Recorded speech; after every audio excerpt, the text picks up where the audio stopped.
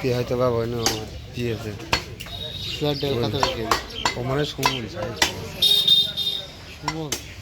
বলেছে এটা চর্বি ডাল টাল প্রতিদিন দিন ঠিক হয়তো ওরা একটা আলোচনা করে ওরা আলোচনা করে ডাল কত করে খরচ কম হবে কম হবে খালি লাভ আছে আমাদের একটু সুবিধা হয়নি 3,000 টাকা দিয়ে আমাদের দিন একটু সুবিধা হয়নি 3,000 টাকা দিয়ে দিন হ্যাঁ আমি চর্বি কাটি 1500 টাকার ডাল আর 2,000 টাকা চল মানে একটু বেশি খরচ হবে না ওর সাথে যদি আবার আলু যায় 3 কেজি করে চর্বি না 5 কেজি চর্বি কত ওখানে আসবে না অফিসে আসবে না না আর ব্যাগ নিয়ে আসবেন তো তা জানি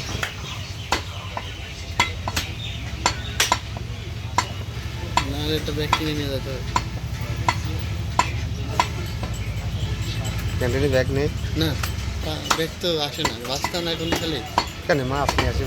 মাছের ব্যাগ হয় নাকি গন্ধর জ্বালায় ও নিয়ে যায় না হ্যাঁ গন্ধর জ্বালায় ব্যাগ নিয়ে যায় না দিয়ে চললেও মানতে পারে মাছের ব্যাগ থেকে এটা দিয়ে দেবো বলি নিয়ে যাবে তো আর কি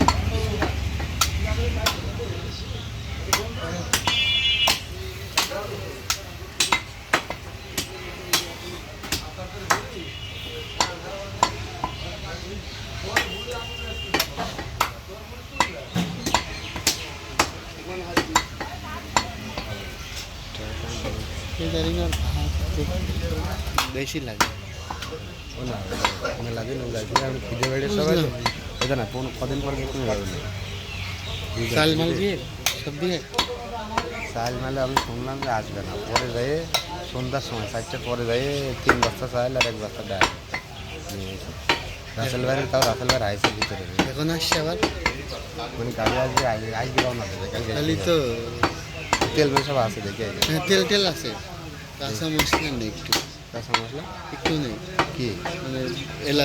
এলাচ নেই খালি দুটো আমি খালাক বললাম যে একদিন তা শনিবারে তা হবে না। না আমি তো জানি ও জানে না তো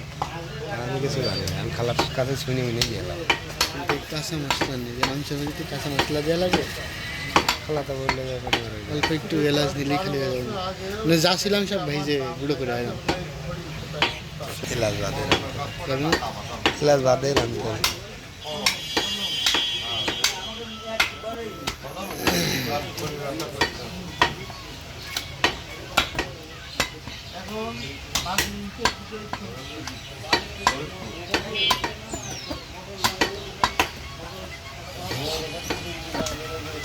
গ্যাস তো মনে হচ্ছে ভালোই লাগবে থাকবে তো গ্যাস মেলা খারাপ আপনি খেয়েছেন বলে প্রতিদিনে 1 মণ খড়ি লাগে শোনেন ওরা দেখাচ্ছে আমি তো খানিক বলতে হয় একটু আমার কাছে শুনছিলাম আমার কাছে মিনিমাম 4 মণ লাগে ধ্যাৎ, সত্যি আপনি পুরা লিখে হবে আর কি নিতে হবে বেশি লাগে শোনেন আমি তো 2 ট্রাক খড়ি নিয়ে আসি না হুম প্রায় 1.5 মাস পার হয়ে যায়